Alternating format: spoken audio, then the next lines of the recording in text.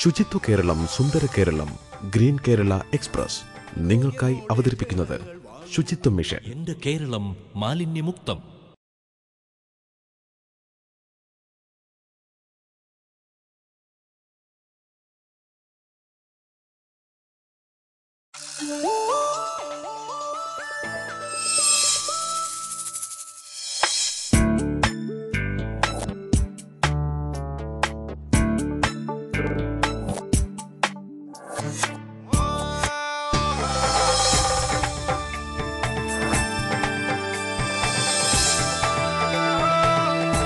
നമസ്കാരം. ഗ്രീൻ കേരള എക്സ്പ്രസിലേക്ക് എല്ലാ പ്രേക്ഷകർക്കും സ്വാഗതം.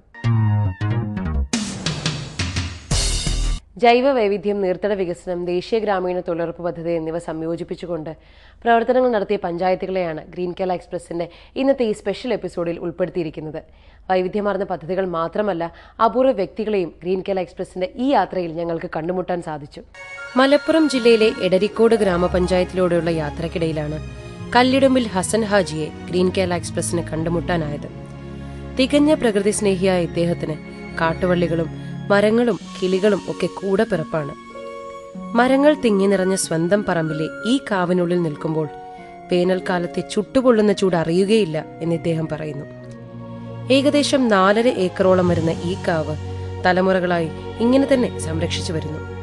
ദിനംപ്രതി വില വർദ്ധിച്ചു വരുന്നുവെങ്കിലും ഒരു തുണ്ട് ഭൂമിയോ ഒരു മരമോ വിൽക്കാൻ കൂട്ടാക്കാത്ത ഇദ്ദേഹത്തിന് തന്റെ വരും തലമുറകൾ ഇത് വെട്ടിനശിപ്പിക്കരുതേ എന്ന പ്രാർത്ഥന മാത്രമേ ഉള്ളൂ.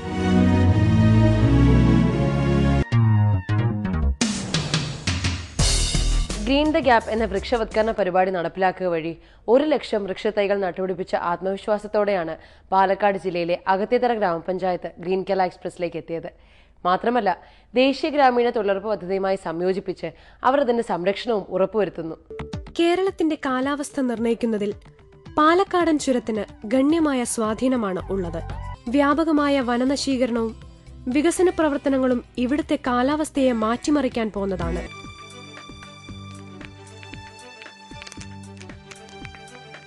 ഈ പഞ്ചായത്തിലെ ഏതാണ്ട് എല്ലാ റോഡുകളിലൂടെയും പോകുമ്പോൾ കാണുന്ന ഒരു കാഴ്ചയാണിത്. വിവിധയിനം വൃക്ഷങ്ങളുടെ 30,000-ഓളം തൈകൾ ഉൽപ്പാദിപ്പിച്ച് NRIGS തൊഴിലാളികളുടെ സഹായത്തോടെ റോഡിനിരുവശവും പൊതുസ്ഥലങ്ങളിലും നട്ടുപിടിപ്പിച്ചുകൊണ്ടായിരുന്നു 2006-ൽ പഞ്ചായത്തിന്റെ പരിസ്ഥിതി സംരക്ഷണ പ്രവർത്തനങ്ങൾ ആരംഭിച്ചത്. കൂടാതെ പഞ്ചായത്തിലെ തൊഴിൽ സേനയെയും കുടുംബശ്രീയെയും ഇതിനായി പ്രയോജനപ്പെടുത്തി.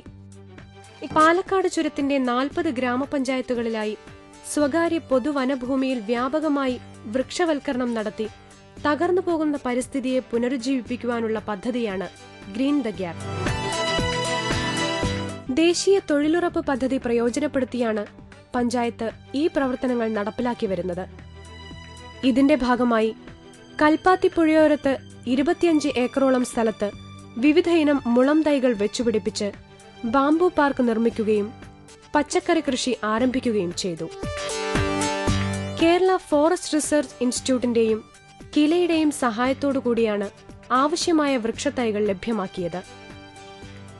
ആഗോളതാപനം മരമാണ് മറുപടി എന്ന മുദ്രാവാക്യവുമായി ഇല്ലാത്ത വഴികളിലൂടെയുള്ള ഇവരുടെ യാത്ര തുടരുകയാണ്. എനിക്ക് അകത്തേത്തറയിൽ ഒരു വളരെ നല്ല കാര്യമായിട്ട് തോന്നിയത് NREGS-ഉം ദേശീയ തൊഴിലുറപ്പ് പദ്ധതിയും മറ്റ് പ്രവർത്തനങ്ങളുമായിട്ടുള്ള ഏകോപനമാണ്. പ്രത്യേകിച്ച് ഈ മരം നടുന്നതിൽ അത് എങ്ങനെയാണത് ചെയ്തതെന്നൊന്ന് വിശദീകരിക്കാമോ? ഞങ്ങൾ ഈ വനവൽക്കരണത്തിന് വേണ്ടി ഒരുപാട് ഹോംവർക്ക് ചെയ്തിട്ടുണ്ട്. ഞങ്ങളുടെ എല്ലാ വാർഡിലും വാർഡ് കമ്മിറ്റികളുണ്ട്. ആദ്യം പഞ്ചായത്തിൽ എക്കോ റെസ്റ്റോറേഷൻ കമ്മിറ്റി ഉണ്ടാക്കി. അതിൻ്റെ കീഴിൽ വാർഡ് തല കമ്മിറ്റി ഉണ്ടാക്കി. വാർഡ് തല കമ്മിറ്റി കീഴിൽ അയൽക്കൂട്ടങ്ങൾ ഉണ്ടാക്കി. പിന്നെ റെസിഡൻസ് കോളനികളുടെ പ്രത്യേക യോഗങ്ങൾ കൂടി. എന്നിട്ട് അവർക്കെല്ലാം കിലയുടെ സഹായത്തോടു കൂടി പ്രത്യേക ഫോറം അച്ചടിച്ചു കൊടുത്തു. ഞങ്ങളിങ്ങനെ വനവൽക്കരണ പരിപാടി ആലോചിക്കുന്നുണ്ട്, നിങ്ങളുടെ വീട്ടിലേക്ക് ആവശ്യമായ വൃക്ഷങ്ങളുടെ പേര് തരാൻ വേണ്ടി പറഞ്ഞ് ആവശ്യപ്പെട്ടു. അങ്ങനെ ആ ഫോറങ്ങൾ മുഴുവൻ സ്കൂൾ വഴി കൊടുത്തു, കോളേജുകൾ വഴി കൊടുത്തു. എന്നിട്ട് അവരെല്ലാം ഞങ്ങൾക്ക് ഇന്നെണ്ണം വൃക്ഷങ്ങൾ വേണമെന്ന് പറഞ്ഞിട്ട് തിരിച്ചു തന്നു. ആ തന്ന വൃക്ഷങ്ങളാണ് പിന്നീട് ജൂൺ 5 ആകുമ്പോഴേക്കും അവർക്ക് എത്തിച്ചു കൊടുത്തത്. അപ്പോൾ ഒരു വലിയ ബോധവൽക്കരണ പ്രവർത്തനങ്ങൾ ഇതുമായി ബന്ധപ്പെട്ടുകൊണ്ട് നടത്തി. NREGS പ്രവർത്തകർക്ക് തന്നെ എല്ലാ 15 ദിവസങ്ങൾ കൂടുമ്പോഴും അതിൻ്റെ ADS-മാരെ വിളിച്ച് ഈ വനം ചെടി സംരക്ഷിക്കുക, ചെടി വെച്ചു പോയാൽ പോരാ, അത് സംരക്ഷിക്കണം എന്ന രീതിയിൽ നിരന്തരമായ മോണിറ്ററിംഗ് നടത്തിയിട്ടാണ് ഇപ്പോൾ സംരക്ഷിച്ചു വരുന്നത്. ഒരു 100 കൊല്ലം മുൻകൂട്ടി കണ്ടുകൊണ്ട് നമ്മൾ പ്ലാൻ ചെയ്തില്ല എന്നുണ്ടെങ്കിൽ സമീപ ഭാവിയിൽ തന്നെ ഈ പാലക്കാട് ഒരു മരുഭൂമിയായിട്ട് മാറിപ്പോകും, കൃഷി സാധ്യമല്ലാതായി മാറും. അതുകൊണ്ട് ഒരു സസ്യാവരണം കൊണ്ടുവരുന്നതിന് വേണ്ടി പല പഞ്ചായത്തുകളും പല പദ്ധതികളുമായി മുന്നോട്ട് വരുന്നുണ്ട്. ആശാവഹമാണ് ഇത്തരം കാര്യങ്ങൾ. കണ്ണൂർ ജില്ലയിലെ ശ്രീകണ്ഠപുരം ഗവൺമെന്റ് ഹയർ സെക്കൻഡറി സ്കൂളിന് സംസ്ഥാന സർക്കാരിന്റെ ജൈവവൈവിധ്യ പുരസ്കാരം ലഭിക്കുകയുണ്ടായി. സ്വന്തം അധ്വാനത്തിലൂടെ ജൈവവൈവിധ്യ പാർക്ക് ഒരുക്കിയതിനാണ് അവർക്ക് ഈ അംഗീകാരം. ശ്രീകണ്ഠപുരം ഗ്രാമപഞ്ചായത്തും ഗവൺമെന്റ് ഹയർ സെക്കൻഡറി സ്കൂളും NSS വിദ്യാർത്ഥികളും ചേർന്ന് നടപ്പാക്കുന്ന പദ്ധതിയാണ് ജൈവവൈവിധ്യ പാർക്ക്. കോട്ടൂർ പന്നിയോട്ട് മൂലയിലെ 3 ഏക്കർ സ്ഥലത്താണ് ഈ പാർക്ക്. ഇവിടുത്തെ നാൽപ്പാമരം, ദശമൂലം, നാഗലിപ്പൂവ്, നക്ഷത്രവനം, കഴഞ്ച്, രുദ്രാക്ഷം തുടങ്ങിയ ചെടികൾ കടുത്ത ചൂടായതിനാൽ ചകിരി, കരിയില എന്നിവ ഉപയോഗിച്ച് ശാസ്ത്രീയമായാണ് പരിചരിക്കുന്നത്. പാർക്കിനു ചുറ്റും മഹാഗണി, തേക്ക് എന്നിവയും ഇവർ നട്ടുപിടിപ്പിച്ചിട്ടുണ്ട്. വനം വകുപ്പിൽ നിന്നും സ്വകാര്യ നഴ്സറികളിൽ നിന്നുമാണ് തൈകൾ സംഘടിപ്പിച്ചിട്ടുള്ളത്. കൂടാതെ കുട്ടികൾ ശേഖരിച്ച ചെടികളും ഇവിടെയുണ്ട്. ഈ സസ്യങ്ങളെക്കുറിച്ച് ഒരു റഫറൻസ് ഗ്രന്ഥവും ഇവർ തയ്യാറാക്കിയിട്ടുണ്ട്.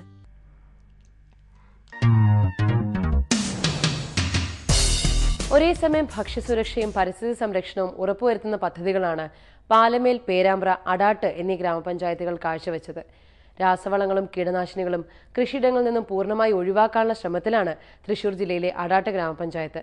സമ്പൂർണ്ണ ജൈവഗ്രാമം എന്നതാണ് അവരുടെ ലക്ഷ്യം. ഇത് വിലങ്ങൻകുന്ന് ജൈവ സംരക്ഷണ വലയം. വർഷകാലത്തുള്ള മണ്ണൊലിപ്പ് തടയുന്നതിന് നാട്ടുമാവുകൾ, രാമച്ചം എന്നിവ നട്ടുവളർത്തുന്നു. സമുദ്രനിരപ്പിനോട് ചേർന്ന് നിൽക്കുന്ന ഇവിടെ നദികളിൽ നിന്നുള്ള എക്കൽ വന്നടിഞ്ഞ് മണ്ണിനെ ഫലഭൂയിഷ്ടമാക്കുന്നു. വൈവിധ്യമാർന്ന സസ്യജാലങ്ങൾ, വിവിധതരം മത്സ്യങ്ങൾ, ദേശാടന പക്ഷികൾ എന്നിവ ഉൾക്കൊള്ളുന്നതാണ് അടാട്ടിന്റെ ആവാസ വ്യവസ്ഥ. മണ്ണ്, ജലം എന്നിവയുടെ സംരക്ഷണം ലക്ഷ്യം വെച്ചാണ് കോട്ടയം ജില്ലയിലെ കൂട്ടിക്കൽ ഗ്രാമപഞ്ചായത്ത് മഴക്കൊയ്ത്ത് എന്ന പദ്ധതി ആരംഭിച്ചത്. കൂട്ടിക്കൽ ഗ്രാമപഞ്ചായത്ത് മണ്ണ്, ജല, ജൈവസമ്പത്ത് ഇവ സംരക്ഷിക്കുക എന്ന ലക്ഷ്യത്തോടുകൂടി 2005 ആരംഭിച്ച പദ്ധതിയാണ് മഴക്കൊയ്ത്ത്. വിവിധ പഠന പരിപാടികൾ, നദി ശുചീകരണ പ്രവർത്തനങ്ങൾ, വൃക്ഷത്തൈ നടീൽ, ജനകീയ ഫയർ ബെൽറ്റ് നിർമ്മാണം തുടങ്ങി നിരവധി പ്രവർത്തനങ്ങൾ ഈ പദ്ധതിക്ക് കീഴിൽ നടക്കുന്നു. കൃഷിഭൂമി തട്ടുകളായി തിരിച്ചും കയ്യാലകൾ കെട്ടിയും വൃക്ഷത്തൈകൾ നട്ടുപിടിപ്പിച്ചുമാണ് നീരുറവ പദ്ധതിയിൽ മണ്ണൊലിപ്പ് തടയുന്നത്. അതുപോലെ മഴക്കുഴികൾ തീർത്തും മഴവെള്ളം ഒഴുകിപ്പോകാതെ ഭൂമിയിൽ താഴാനും അവസരമൊരുക്കുന്നു. വികസന പ്രവർത്തനങ്ങളുമായി മുന്നേറുമ്പോഴും കണ്ടൽക്കാടുകളുടെ സംരക്ഷണം ഉറപ്പുവരുത്തുകയാണ് കോഴിക്കോട് ജില്ലയിലെ കടലുണ്ടി, മലപ്പുറം ജില്ലയിലെ വള്ളിക്കുന്ന്, കണ്ണൂർ ജില്ലയിലെ ഏഴോം, കരിവള്ളൂർ എന്നീ ഗ്രാമപഞ്ചായത്തുകൾ. കിലോമീറ്ററുകളോളം വ്യാപിച്ചു കിടക്കുന്ന കണ്ടൽ വനങ്ങൾ ഏഴോമിന്റെ പ്രത്യേകതയാണ്. പലതരം ദേശാടന പക്ഷികൾ ഇവിടെ വന്നു പോകാറുണ്ട്. ബർമയിൽ ഏറ്റവും കൂടുതൽ നെല്ല് ഉൽപ്പാദിപ്പിക്കുന്ന ഒരു സ്ഥലമുണ്ട്, അക്യാബ്. കണ്ണൂർ ജില്ലയുടെ അക്യാബ് എന്നാണ് ഈ ഏഴോം ഗ്രാമപഞ്ചായത്ത് അറിയപ്പെട്ടിരുന്നത്. പഞ്ചായത്തിന്റെ പകുതി പ്രദേശം ഈ കുപ്പം പഴയങ്ങാടി പുഴയാലും ചതുപ്പ് നിലങ്ങളാലും ചുറ്റപ്പെട്ട് കിടക്കുന്നു. ഇത് കണ്ടൽ കാടുകൾ. ഈ പ്രദേശം ഇന്ന് ഏറെ ശ്രദ്ധയാകർഷിക്കുന്ന ഒന്നാണ്. കാരണം ഇതാണ് കേരളത്തിലെ ആദ്യത്തെ കമ്മ്യൂണിറ്റി റിസർവ്. കടലുണ്ടി, വള്ളിക്കുന്ന് പഞ്ചായത്തുകളിലായി 150 ഏക്കറോളം വരുന്ന ഈ ജൈവവൈവിധ്യം ദേശാടന പക്ഷികളുടെ സങ്കേതമാണ്. ഇപ്പോൾ കണ്ണൂർ ജില്ലയിലും കാസർഗോഡ് ജില്ലയുടെ ചില ഭാഗത്തും ഒക്കെയാണ് കണ്ടൽക്കാടുകളിന് അല്പമെങ്കിലും ബാക്കിയുള്ളത്. അതിനെയൊക്കെ സംരക്ഷിക്കാൻ വേണ്ടി ചില പഞ്ചായത്തുകളൊക്കെ കണ്ടൽക്കാട് സംരക്ഷണം അവരുടെ ഒരു പഞ്ചായത്തിൻ്റെ ഭരണക്രമത്തിൻ്റെ ഭാഗമായിട്ടൊക്കെ മാറ്റിയിട്ടുണ്ടെങ്കിൽ പോലും സമഗ്രമായിട്ടുള്ളൊരു കണ്ടൽക്കാട് സംരക്ഷണ നിയമമോ അതുമായിട്ട് ബന്ധപ്പെട്ട പദ്ധതികളോ നമുക്കില്ല എന്നുള്ളത് ദൗർഭാഗ്യകരമാണ്. 2005 സെപ്റ്റംബർ മാസം 5-ാം തീയതിയാണ് ഇന്ത്യൻ പാർലമെന്റ് ദേശീയ ഗ്രാമീണ തൊഴിലുറപ്പ് പദ്ധതി പാസാക്കിയത്. 2006 ഫെബ്രുവരി മുതൽ കേരളത്തിലും ഇത് നടപ്പിലാക്കി വരുന്നു. ഗ്രാമങ്ങളിൽ താമസിക്കുന്ന ഏതൊരു കുടുംബത്തിലെയും പ്രായപൂർത്തിയായ അംഗങ്ങൾക്ക് ഒരു സാമ്പത്തിക വർഷം 100 തൊഴിൽ ദിനങ്ങൾ ഈ പദ്ധതിയിലൂടെ നിയമം മൂലം ഉറപ്പു നൽകുന്നു. കേരളത്തിൽ ഇതാദ്യമായി പരീക്ഷണാടിസ്ഥാനത്തിൽ നടപ്പിലാക്കിയത് വയനാട്, പാലക്കാട് എന്നീ ജില്ലകളിലായിരുന്നു. ഡെക്കൻ പീഠഭൂമിയുടെ ഭാഗമായ വയനാടിന്റെ വടക്ക് പടിഞ്ഞാറായി സ്ഥിതി ചെയ്യുന്ന പഞ്ചായത്താണ് എടവക. കേരളത്തിൽ ആദ്യമായി ദേശീയ ഗ്രാമീണ തൊഴിലുറപ്പ് പദ്ധതി പരീക്ഷണാടിസ്ഥാനത്തിൽ നടപ്പാക്കിയത് ഈ പഞ്ചായത്തിലായിരുന്നു. പരീക്ഷണം ആദ്യ വർഷം തന്നെ വിജയത്തിലെത്തി.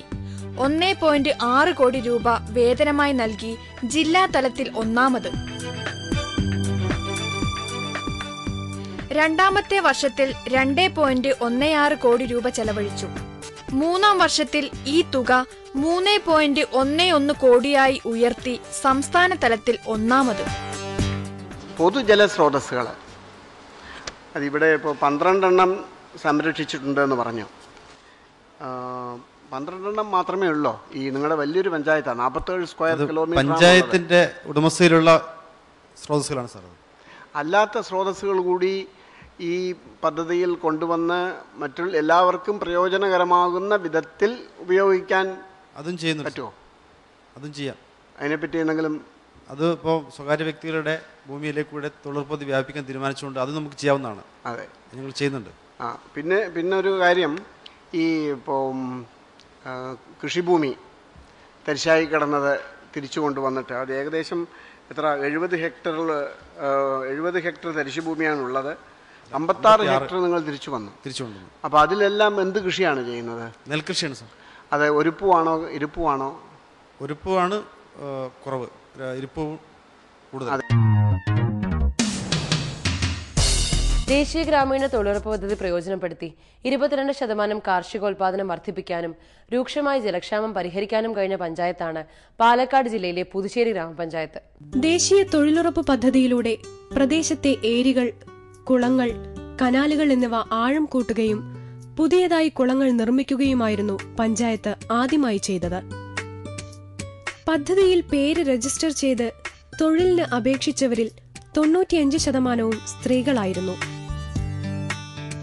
വ്യവസായ മേഖലയിൽ നിന്ന് തൊഴിൽ നഷ്ടപ്പെട്ടവർക്ക് ഈ തൊഴിലുറപ്പ് പദ്ധതി ഒരു ജീവിതമാർഗം തുറന്നുകൊടുക്കുകയായിരുന്നു. തൊഴിൽ തേടിയുള്ള അന്യദേശത്തേക്കുള്ള പോക്ക് തടയുവാൻ ഈ പദ്ധതിയിലൂടെ കഴിഞ്ഞിട്ടുണ്ട്. രജിസ്റ്റർ ചെയ്ത തൊഴിലാളികൾക്ക് 100 ദിവസം തൊഴിൽ നൽകുവാനുള്ള ശ്രമവും പഞ്ചായത്ത് നടത്തിയിട്ടുണ്ട്. പ്രവൃത്തി സ്ഥലത്ത് തൊഴിലാളികൾക്ക് വിശ്രമിക്കുവാനുള്ള ഷെഡ്, കുടിവെള്ളം, പ്രാഥമിക ചികിത്സയ്ക്കുള്ള മരുന്നുകൾ എന്നിവ ഒരുക്കിയിട്ടുണ്ട്. കൂടാതെ ATM കാർഡും തൊഴിൽ കാർഡും ഓരോ തൊഴിലാളിക്കും നൽകുക വഴി താമസമില്ലാത്ത വേതനവും ഉറപ്പാക്കി. ഈ നമ്മളെ സുസ്ഥിര വികസനം എന്നൊക്കെ പറയുമ്പോൾ ഈ സാമ്പത്തികമായിട്ടുള്ള മുന്നേറ്റം മാത്രം ലാക്കാക്കിക്കൊണ്ടാണ് ഈ വിശദീകരണമൊക്കെ വരുന്നത്. സുസ്ഥിര വികസനത്തിന്റെ ഒരു പ്രധാന ഘടകമാണ് സർ ജലം.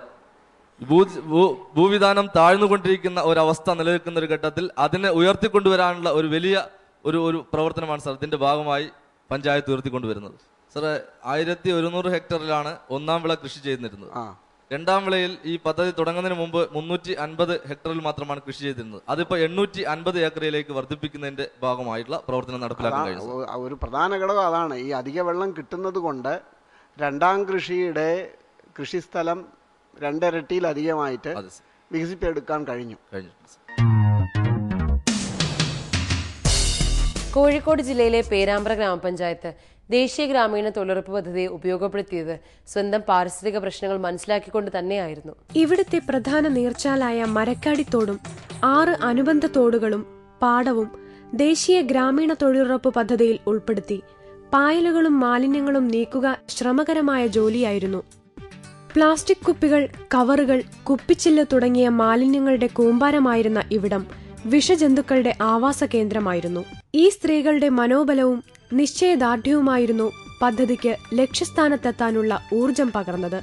1121 തൊഴിലാളികൾക്ക് 15,694 തൊഴിൽ ദിനങ്ങൾ നൽകാൻ ഈ പഞ്ചായത്തിന് കഴിഞ്ഞു. സ്വന്തം പാടവങ്ങളും വൈദഗ്ധ്യങ്ങളും പൊതുസമൂഹത്തിന്റെ നന്മയ്ക്കായി ഉപയോഗിക്കുക, സ്വന്തമായി വരുമാനമാർഗം കണ്ടെത്തുക, ഇവയൊക്കെ കുടുംബശ്രീയുടെയും ദേശീയ ഗ്രാമീണ തൊഴിലുറപ്പ് പദ്ധതിയുടെയും വരവോടെ സ്ത്രീകൾക്ക് സാധ്യമായി എന്ന് തന്നെ പറയേണ്ടി വരും. പൂതാടിയിലെയും പുതുപ്പാടിയിലെയും സ്ത്രീകൾ വനത്തോട് ചേർന്ന് കിടക്കുന്ന പ്രദേശങ്ങളിൽ എലിഫന്റ് റഞ്ച് നിർമ്മിച്ച് ഗ്രാമത്തിന് മുഴുവൻ സംരക്ഷണ വലയം തീർക്കുകയാണ് തൊഴിലുറപ്പ് പദ്ധതിയിലൂടെ. ദേശീയ ഗ്രാമീണ തൊഴിലുറപ്പ് പദ്ധതിയിലൂടെ പുതിയ തൊഴിലവസരങ്ങൾ സൃഷ്ടിക്കുന്നതോടൊപ്പം ഒരു പ്രദേശത്തിന്റെ ചരിത്രം തന്നെ മാറ്റിയെഴുതുകയാണ് ഇവിടെ ഈ വനിതകൾ.